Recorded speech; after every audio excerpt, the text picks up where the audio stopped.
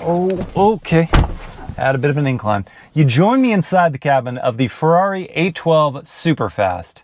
Yes, the car is actually called Superfast. No, we are not going to make fun of the name.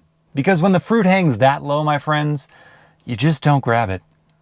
Getting back to the car, the 812 follows in a long line of these front engine, rear drive, naturally aspirated V12 supercars from Ferrari, and they all have this lust factor to them. Just in recent memory, we've had the 550 Maranello, the 575, the 599 GTB Fiorano, and the F12 Berlinetta.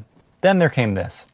The question is whether the 812 is still the cream of the crop when it's competing with lighter, twin-turbo powered supercars like the McLaren 720S, or arguably more beautiful things like the Aston Martin DBS Superleggera. Is it still the one to have? Is it still worth your $338,000 plus dollars? That's today on Miles Per Hour.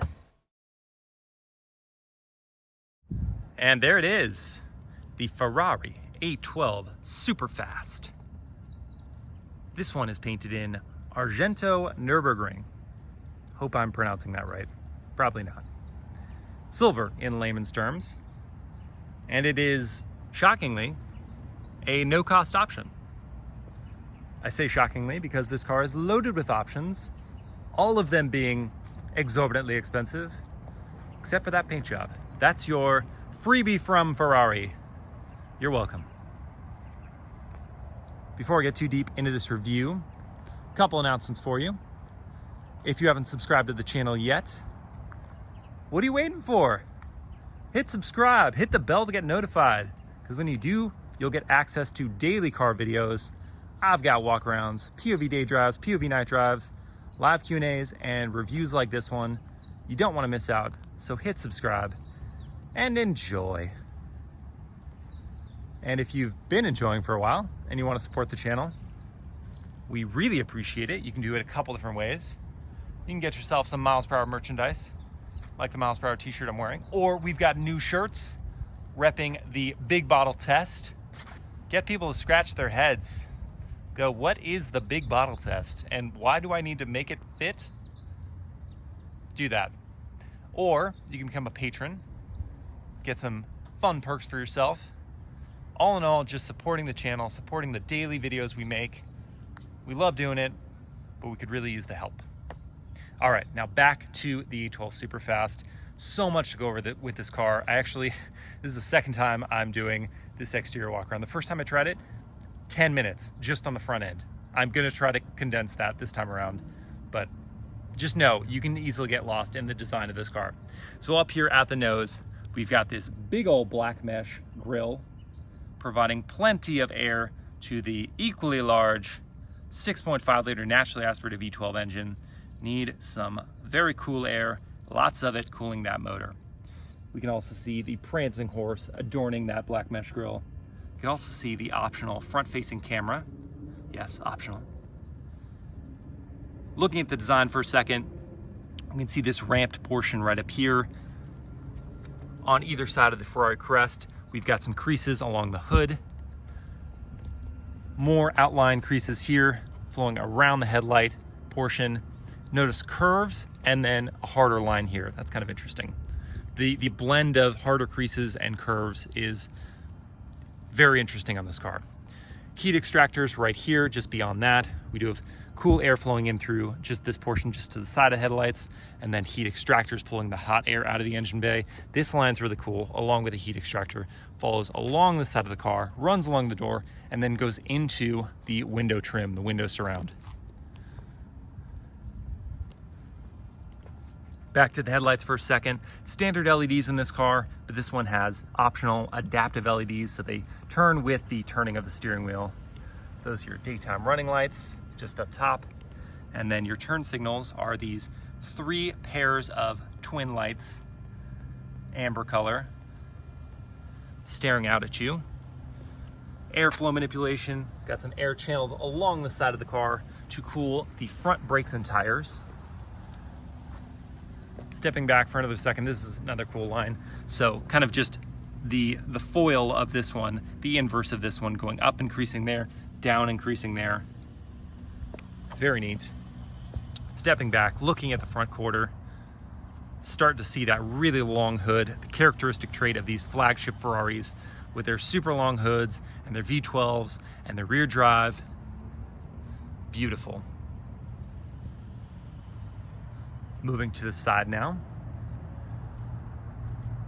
We're going to see the raised portion above the front wheel arch. So raises up, glides down, and into that character line. You can also see our first look at the most expensive option on this car. These forged matte black alloy racing wheels, 20-inch wheels. They are beautiful, but they're also almost $10,000. 10 grand for a set of wheels. Crazy. But when you're spending $400,000+ as this car is tested, what's an extra 10 grand?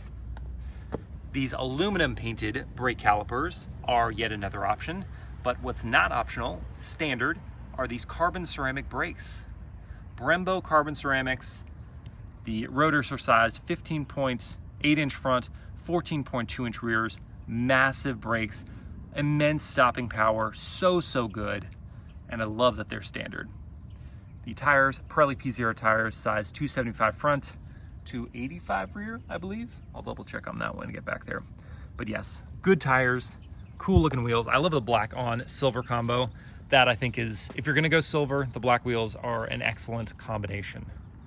Compliment.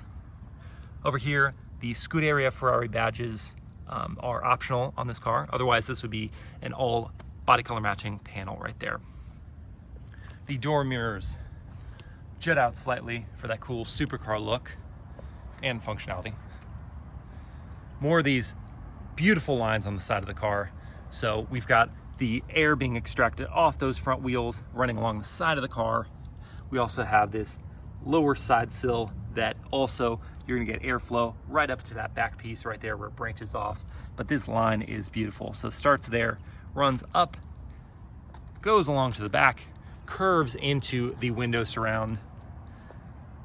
Oh, and I love the depth because of course we have airflow passing through here, but just the depth on the side, the 3D effect, so cool, so cool. And then you have a complementary line just down here, flows up from that bottom piece, runs up and kind of just dissolves into the rear wheel arch. Door mirrors themselves have their own curved design here with that shape for the door handle. Beautiful, beautiful lines on this car. Now getting to the profile, arguably the most beautiful look at the car, in my opinion, because it just says classic Ferrari flagship, the long hood, the gently tapering roofline, almost fastback-like, into the spoiler up there, the integrated spoiler. Just beautiful, beautiful side. Handsome, beautiful, all the above. Moving to the back of the car, we can see the line branching that comes from over the A-pillar, gently glides down into this back piece of the car and kind of mountains up here or peaks up with this back glass leading to the top of this piece here. More airflow manipulation. You have the air coming in through there, some being extracted out through here, leaning over this integrated spoiler back here. Just beautiful curves. Ferrari on the back glass, and of course the engine isn't back here, so what you're looking at is kind of your cargo and into the cockpit. But it is a hatch, and we'll get into that in a second. Rear three-quarter here. Another good look at the car. The menace, the stance, the crouchness of the car. Crouchness, that's a new word. This line running up from here, integrating into that spoiler, so good. And these thin LED lights surrounding the tail lights here, the daytime LED pattern, so cool, so cool. Down here we've got more of the air being extracted off of those rear brakes and tires. This carbon fiber piece surrounding the exhaust is optional and expensive, as is the full carbon fiber diffuser, and that is a huge, huge diffuser. The black ceramic exhausts, yet another option, make a great noise, look really good, integrated with the carbon fiber piece back here. One more prancing horse on the back. Looking at the rear, just following the lines of the hatch. So good. Loving the design of this car. Loving it. All right, that is the exterior design of the Ferrari 812 Superfast. Let's dive into the interior next. On our way in, we'll note that we don't actually have smart key access, so you will need that really fancy red Ferrari key fob to hit unlock to open the doors, or use your backup physical key in this key socket. That's sort of interesting. You don't really see that on a lot of supercars these days. Opening up the door handle, looking inside. Oh, so handsome, so good looking. This Argento leather color is one of the standard colors in the car. You don't have to pay extra for that. But these Daytona style seats are optional. Instead, you're gonna get some manually adjusting seats. You can get carbon fiber styles. You can get, I think there are like 3 or 4 different seat options, but the Daytona style looks really cool. Very classic Ferrari with these sort of hole punched looking leather strips with this, Ferrari calls this special color stitching. Looks like an eggshell white, and you do have to pay extra for it. But the look of the saddle is so cool. Not a whole lot of adjustability for the seat itself. Forward, backward, tilting of the backrest, but no lumbar support, no side bolster adjustment. They are very comfortable, however, and as we can see, look awesome. Another option on this car, the stitched prancing horse and headrests. Everything's expensive. You can see the dual leather color here with that Argento sort of brown and then black with the eggshell white stitching. Ferrari printed out on the tread plates. Not illuminated, that's just an aluminum piece. High quality, not plastic, of course. Plastic? No, we don't do that here. The door panels has this duotone leather like the seat with a black up top, that eggshell white stitch, that Argento color on the insert, all leather, all very nice. Leather throughout, of course, down here into this door pocket where, I don't know, you could store some papers or something in there.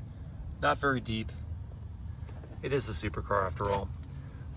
Perforated leather grab handle here on this gunmetal finish. See your trunk release button there. Your window control, or sorry, your door mirror controls. You can fold them in or adjust their angle. Perforation on the leather up here, leading into a JBL sound system. Interesting, Ferrari on their options list doesn't list it as a JBL. They just list it as a high power sound system, and it's not cheap. And in my opinion, it's not a fantastic sound system. So I don't know if it's worth the money. When you've got a sea of options, that is one I probably wouldn't pick. But I'm also not an audiophile. Let's hit that trunk release button and see what we're working with here. Because the 812 Superfast, as I said, has a hatch, and it is among the more practical supercars I've driven, because you have 18 cubic feet of space beneath that glass hatch. So you've got this piece right in here. You can lift up this very nice suede covered piece, and now you have a larger opening. You really can fit quite a bit of stuff in here. Probably 1 or 2 sets of golf bags, 2 medium-sized suitcases, 1 big suitcase, along with, you know, some scrunchy duffels around that. Just a very good sized cargo bay in here. And in addition to this, I'll go back to that in a second, you have this piece back here with these classic Ferrari leather straps. Some of their touring sports cars of the past had these straps for your luggage, and so they keep that going, the history right there. And this is just a functional shelf back here. You could put more cargo. This really is just a very practical car. But I want to lift this back up for a second because I want to look at this right here. So in all of the Ferraris, They get their own specific personalization tablet here with all of the options that you chose in this car. So this is sort of like my cheat sheet. So if I forget, I'm just gonna be running back here to the car and going, oh, what was that? I forgot it to say. Oh yeah, they call it Apple CarPlay. And they're gonna charge, they don't list the price here, but like $5,000 for it. $5,000 for Apple CarPlay, crazy. But you can see your exterior color, the interior color. Nero is the color of the mattes, Iroko the color of the leather. All of our other options listed out here. This is, I guess, your show off to your friends. Oh, you only got 5 options? I had 20. Moving on. This leather piece up here, nothing is going to be cheap. This is all going to be high quality. So you're going to have to touch this. Of course, it's going to be leather. Closing up that back hatch, and you do kind of have to give it some force, because if you don't, it's going to half close, and then you're going to have to go up to the door and hit the release again, or use the trunk release on your key fob, because there is not a hatch release button anywhere on the exterior of this car. That would not be Ferrari posh. Back to this interior, and I think it's time to get inside. I'm going to do that as gracefully as possible, but they are genuine buckets, so you're going to get to a point and then you're just going to slop in. At least it's not a supercar with these really deep sills. Instead, you've got an easier place for your foot to go, and then you kind of inch your way in. Wow, that was as graceful as I've done it. Close up that door. Let's listen. Oh, nice and solid, but didn't close it too hard. Don't need to. And when the car is kind of like in this accessory mode, you're going to see V12 Superfast on the left, Ferrari on the right, and that analog dial tachometer right there, right in the center. Okay, let's fire up this car. From the brake, hold it for a sec. Unlike some cars, you can't just tap it. You have to actually hold it for a second. Otherwise, it will go to accessory mode.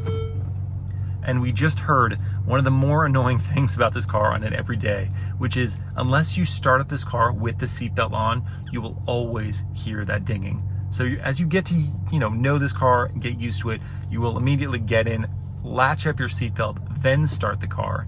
But it's annoying that that's a thing, that if your seatbelt isn't on, when you start the car, which is, I think, often for some people, then it's going to get those dings. Lots of dings and beeps and things in this car. And if you take your key with you outside the car, it's just going to beep the horn at you a bunch of times. That's also annoying.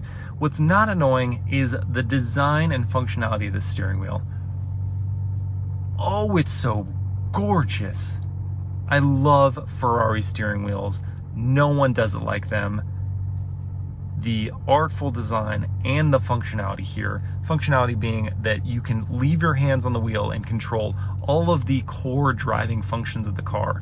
Yes, your infotainment adjustments are going to be on those dials left and right, but everything else is at your fingertips, including the turn signals, which have 2 stages. So you tap once for 3 turn signals, click it full on for a non-stop signal. Down here are your headlight controls. You've got low beams, high beams, and you can pull them to flash at once. Press it in to hold the high beams on. Your suspension adjustment is here with this blue surrounded button. And when you press that on this left-hand screen, you're gonna get a little damper signal. So I'll press that just to show. Bumpy road mode, wait a sec. And then it's gonna show up on that left-hand corner. The left-hand corner is also where you're gonna see your drive mode, which I'll get to in 1 second. First, let's look at the engine start-stop button. Big old red thing. It's like you're engaging a fighter jet. The carbon fiber on this wheel, glossed, so beautiful. Yes, it's an extra $5,000 for that. That is probably something, if I was made of money, I would pay for, because it's beautiful. That special color stitch, again, Ferrari's name for it, on the leather borders at 9 and 3, perforation on the outsides of those leather panels. Gorgeous. Your voice activated controls, your phone answering system. Off to the right, we've got our Manatino, classic Manatino drive modes, wet, sport, race, traction control off, and then you hold right for stability control off. The ruby red of the dial selector, so nice. Windshield wiper controls just above that. The right turn signal, and then look at these paddles. Beautiful pieces of aluminum, huge pieces of aluminum. And they're going to be so important that they are mounted to the column, not to the steering wheel itself, because this car does not have a drive button. To engage first gear, you're gonna have to pull on the right paddle, and that means if you had just backed up the car and you cranked the wheel, you would have to go hunting around to find the shift paddle to pull it into first gear. But the way this is designed on the steering wheel column is such that it's always gonna be right there, and they're nice big paddles, so you're always gonna find a place for your fingers to fall on the paddles. Look at the travel of this paddle. So much travel, and that really nice click into place. On the back side of the steering wheel, hard to show it here, you're gonna have some volume controls and a way of going through the infotainment. Leather around that prancing horse right in the center in yellow. Horn and airbag are in there. And then, yeah, look at that tack. The aluminum color is an option on this car. Yes, you have to pay for it. But I just love the housing for this tachometer. This big tube that runs through, and look at the distance between, it's so recessed in there between the actual face of the tachometer and the outlet of the housing. Such a fun 3D effect. 3D effects on this car are great. And yes, you can see that 9,000 RPM red line. That display below there, you can see what gear you're in, along with whether you're in auto mode. It will go away if you click the auto button to go into manual mode. Always nice to have your gear displayed. Off the left-hand screen, I already showed you some of the functions on there, but we also, with this controller here, can go through your speed displayed big, your PSI, your oil level and battery, and your oil temperature. You can also see your fuel gauge there. That's not gonna stay at half long, it's just gonna disappear. Your miles per hour readout is also duplicated there. So even if you're not on that miles per hour readout, it will still have it down there, along with the mileage. Off to the right-hand side, this is our infotainment here. This is where Apple CarPlay is going to display. If you get Apple CarPlay as the option on this car, you can have yet another speedometer showing. When this speedometer is showing, that one will go away if you have that displayed, just by the way. This is a more analog readout. And then if you go back to home, we'll see our radio controls here, media, if you got your phone connected, navigation, that's gonna be a standard feature of this car. Wow, standard. Phone and settings. So all of that is on the right-hand screen. I forgot to mention this. These shift lights up here on the steering wheel, so cool. They go from red to blue at the very end here when it's really time to shift. You need to shift now when it's blue. So that's just kind of just the steering wheel. I love this thing. And honestly, in this driver-focused cockpit, this is worth spending the, I don't know, 3 minutes I've just spent talking about it, because it's so important. Off to the left here, we can see more of those controls for that left display. I like the logic of left controls, left display, right controls, right display. That makes a lot of sense. Your light controls there, parking brake is there, along with this auto park button. The auto park is going to be, because there is not, just like there isn't a drive button on the car, there's not a park button. So the way you're gonna go into park is you're gonna pull both the left and right paddle at the same time to take you into neutral, and then you're just gonna turn off the car. And when you have the auto park engaged, it will automatically engage the parking brake and you will be in park. And that's just that. Okay, moving on to the center part of the dashboard, we can see these really cool tube, or not tube, but like jets looking things for the air vents, and they rotate in any sort of direction.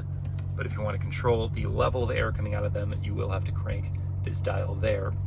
Ferrari on that same sort of gunmetal finish there. Looks very nice. White strip of leather, contrast stitching down below that. Leather all over the dashboard, looking beautiful. White leather down below here to match that white leather up there. This car is equipped with the front end lift system for the, what, $2,000 it costs. And this is your camera button if you want to go to either the front or the rear cameras. You can even, when you go to the camera button, you can split the front and rear view. Neat, huh? But this is the front end lift system. So you press that button once, you're gonna hear the car hydraulically lifting that front end, and you're gonna see that when it's moving, and when it says on, that means you're at full height. So you can take those curbs with confidence. Not curbs, don't be mobbing curbs. You can take the driveways at steeper angles with confidence.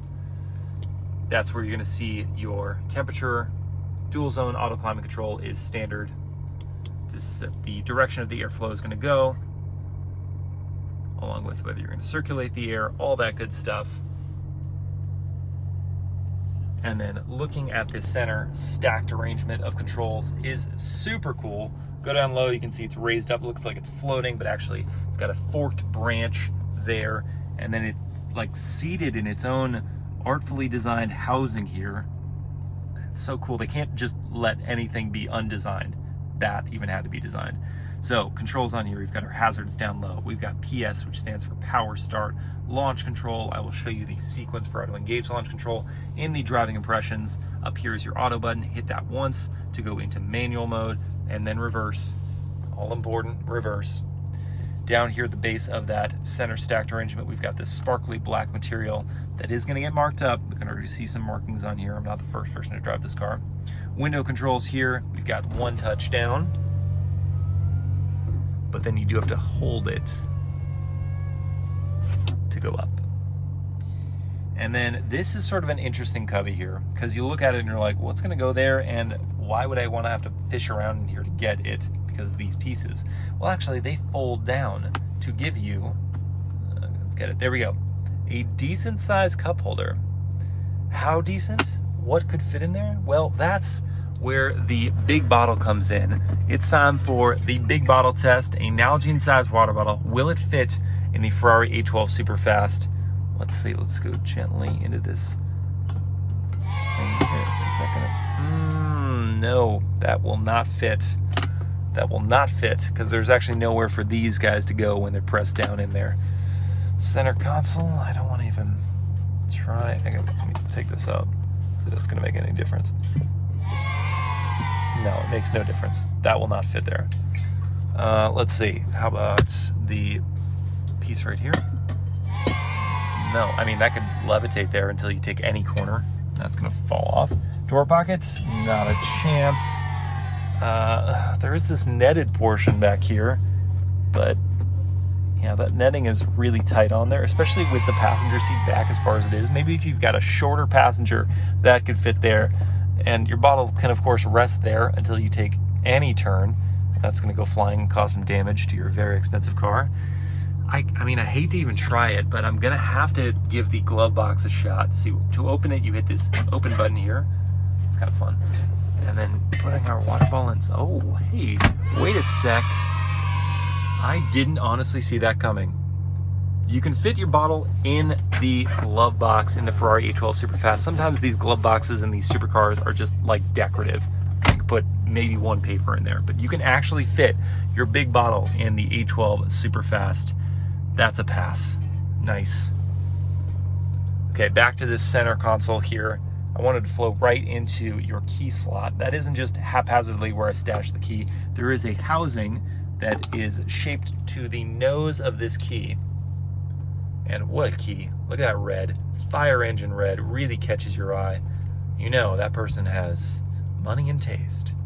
On the back side, we've got an unlock, a lock, a hatch release, although it's funny that it's the shape of a trunk, but it's a hatch. And then lights. I haven't hit that button. I don't know what that does. If you know what it does, comment, because I don't. So that's going to slot in there. Moving back, we've got this perforation I already mentioned on the center console. To release the center console, all you do is lift up with enough force because it's magnetized. It's not a latch. And then in there, you've got actually a decent sized space. Ignore the mask. And then you'll just have your Apple CarPlay USB on the left and your other USB on the right, but you do have two USBs. That's important. So driver and passenger can have a spot to charge their mobile device. If you're going on a road trip, that's going to be important. Okay, so let's look off to the passenger side. And in fact, I'm going to go get into the passenger seat. I didn't show that door handle release is this tab right here. You pull up and it pops out. Popping off. Why did I say that?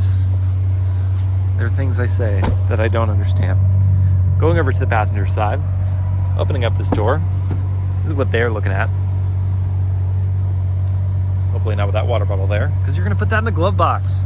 Getting inside. That's graceful. Oh, that was less graceful that time. Let's close this up because I want to take a peek at two things. One, this super cool A12 Superfast, spelled out right on top of this leather dashboard. You even have contrast stitching over here. You'd think that just sort of like, leave it go, it's just the rest of the leather dashboard. But they tried. This is just attention to detail. Just one example of the many examples of attention to detail in this car. Turbines, that's the word. I kept forgetting what word I wanted to look like turbines. So you've got this display here, and it actually gives the passenger something to play around with and a way to interact with the car, apart from just sort of like sitting here and going, yeah, driver, you're doing a great job. This is so fun. I mean, it is fun as a passenger in the car, I imagine. I haven't been one, but I'm sure it's fun because it's fun as a driver. That doesn't make sense. Anyway, this passenger display is a very expensive option, like the many in this car. You can turn it on and off with this button here. Bye-bye. Hello. And here's what you can see on the display itself. You can control the media, what's playing, you can seek tracks, you can choose the source, go back. We've got navigation. Which way are we headed? Where are you taking me, driver?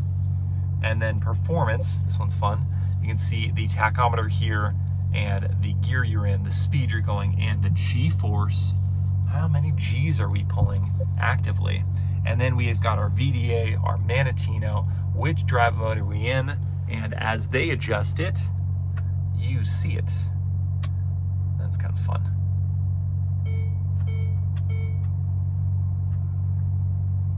Cool.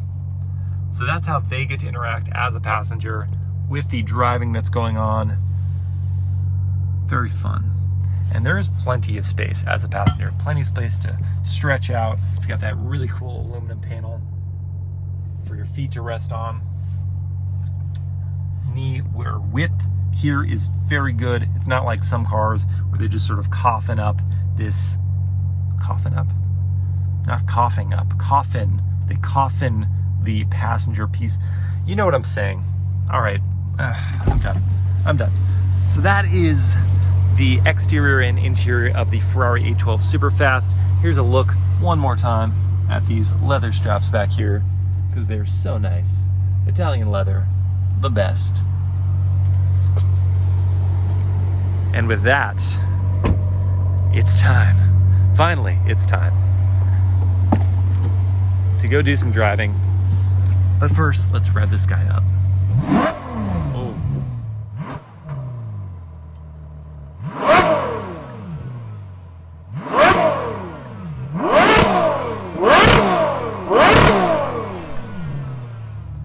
All right, let's get right into it. Launch control, so I take the Manatino all the way over to ESC off. Then I'm gonna hit auto, which puts us into manual mode. And then just below auto, we see power start, hit that. Foot on the brake, rev it up to just below 3,000, let go. And okay, reasonable, violent. Oh, okay. All right, Ferrari, that was obscene. That was crazy. Yeah, if I had done that perfectly, then we would have hit 60 miles an hour in just 2.8 seconds. I love it. Still turn the start-stop system on, even though I was in race mode, or just not race mode, traction control off. I'll go into race now, stay in manual, and hit this set of corners. Oh, what in the name?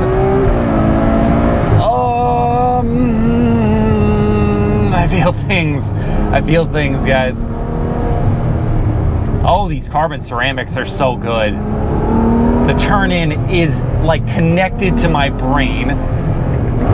The shifts are lightning fast. Oh, this car is so good. Oh, this car is so good. I'm happy.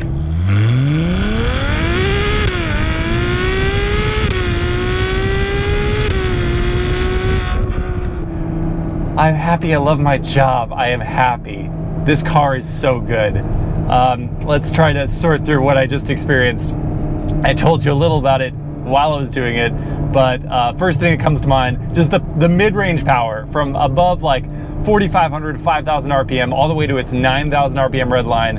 I gotta take it out of manual mode so I can talk to you, is obscene. The just dump of power. It just falls from the heavens and rains glory on your acceleration. This car is viciously quick, above that 5,000 RPM space on the tachometer. The carbon ceramic brakes are wonderful. They haul this car down so readily and so confidently. You can take them deeper into corners. Oh, that's nice. And the steering is insane. I thought Porsche had electronic steering racks dialed. I think Ferrari does it even better. Just the turn in is instant. You think let's turn, the wheel is ready, the front wheels are ready, they're just turning the car in. The car settles itself so nicely in corners. Some of that is credited to the four-wheel steering system that is going to turn the wheels, the rear wheels. Actually, let's see, speaking of four-wheel steering system, let's see how the turning radius is on this car, just for a brief second. Pausing, turning, start-stop system going again. Now I really was in race mode that time. That was a pretty wide turning circle, let's be honest here. That was pretty wide. So from a performance standpoint, the four-wheel steering system works very well because it'll turn the wheels in the same direction as the fronts at high speeds to give you stability, which I definitely just felt. The purpose at low speeds is supposed to shorten your turning radius. I don't feel like that's the case here with the A12. So practical, not so great. Performance, definitely there. I mean, what else is there? This car is just so dialed that you just want to inhale more and more roads. Tight, curvy, long, sweepy, all the roads, straight, I don't care. They're just, you want to drive this car fast everywhere, and it behaves so nicely. Such a freaking treat. I love this job. I love this car.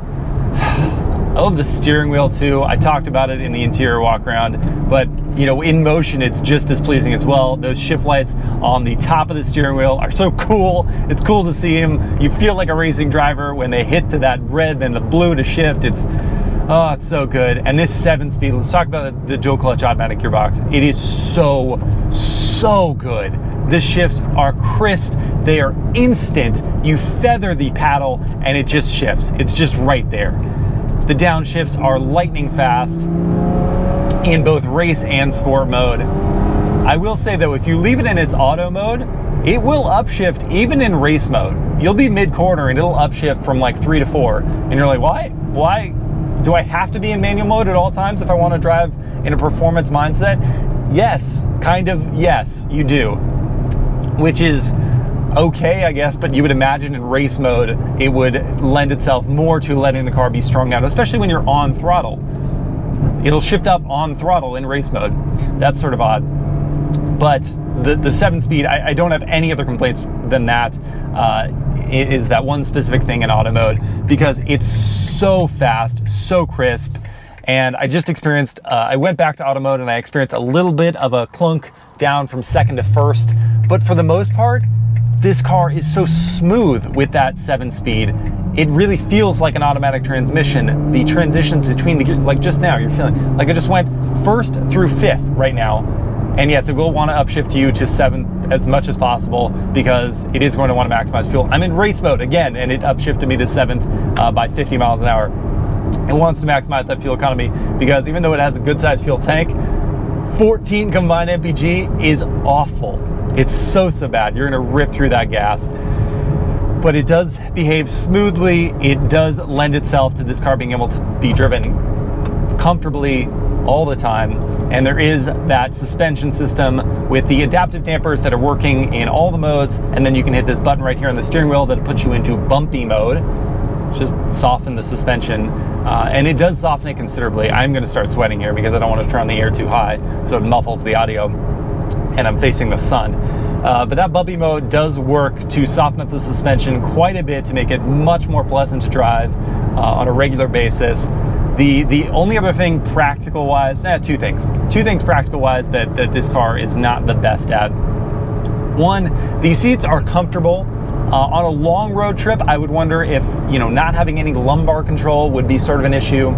Not having seat heating or ventilation are kind of bummers. I wish those were available. These are the Daytona seats, as I said in the interior walk around. There are other seat options. I don't believe there are any that are going to give you the ventilation and heating, and maybe not even any that will give you lumbar. I could be wrong on that. If I'm wrong, let me know in the comments. I'm sorry. So there's that. The visibility is it's pretty good. Out of the front windshield, no problems there, except for one slightly odd thing. This car, with the white strips of leather on the driver's side cockpit, they reflect at all hours, at all times on that glass. You do get used to it, but it's something you just sort of like see all the time. So that's one thing. And then the visibility around, basically from my shoulders back as I'm looking, is not great. The passenger headrest is right in the way of that little window, so they're basically a blind spot from the V-pillar all the way back to that rear glass. And for my left shoulder, I just can't see a thing. And because I don't have blind spot monitoring, I am always a little worried. I have to double look and make sure that I don't hit someone and damage this very expensive car. All right, I'm done with the practical concerns and the complaints, because this car is first and foremost a supercar, and it lives up to that in every sense of the word.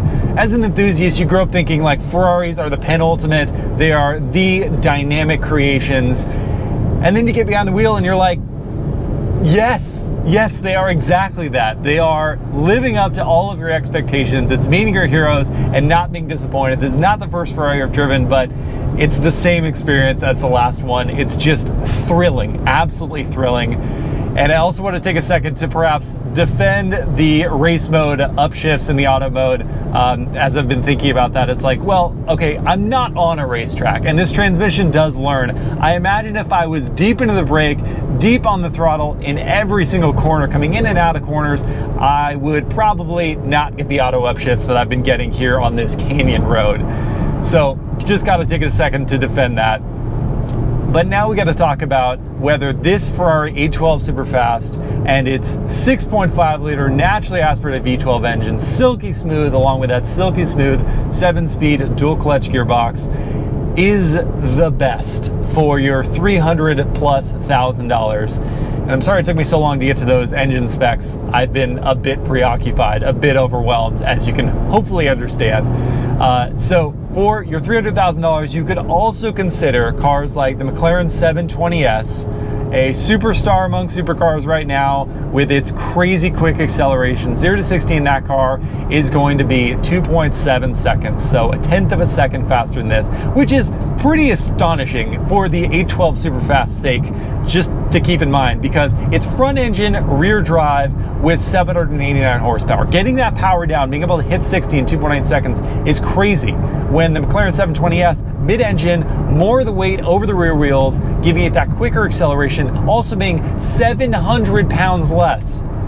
That's like 4 adults just got out of an 812 Superfast. Now you've got a McLaren 720S's 3,100-ish pounds of weight. That's insane. So yes, to the McLaren's favor, it is quicker to 60 miles an hour at 2.7 seconds. Top speed is 1 mile per hour higher at 212, and it is cheaper to start at $299,000. Then there is, if you want to go more Grand Tour-ish end of the spectrum, the Aston Martin DBS Superleggera. That car is going to cost $315,000, so still a little less expensive than the starting price for this. This car, as tested, by the way, is $416,000. All those options do add up, but the starting price is still $338,000. So the DBS Superleggera, $315,000, using its twin-turbo V12, not naturally aspirated, twin-turbo V12. It makes 715 horsepower. And it gets to 60 miles an hour slower than both the McLaren and the Ferrari. 0 to 60 is 3.2 seconds for that. Top speed is 211 miles an hour, so tied with the Ferrari in terms of top speed. Is this the best way to spend your $300,000? Depends a little on what you're looking for. If you just want that supercar look, if you want that crazy acceleration all the time, then the McLaren 720S is hard to argue with. If you want more of a just beautiful thing to look at, thrilling to drive, certainly, but not quite as sharp and precise. The DBS Superleggera is going to be the way you'll gravitate towards. But the Ferrari, absolutely splitting the difference, and in my opinion, splitting it perfectly, because it's livable, it's practical with all that cargo capacity, and it's sensational to drive.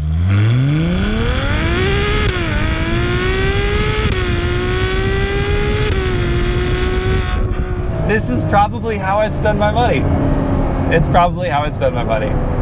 It flies a little under the radar, and frankly, that's just kind of what I prefer anyway, until you want to dial it up and drive like a maniac, and then it just gives, and gives, and gives, and gives.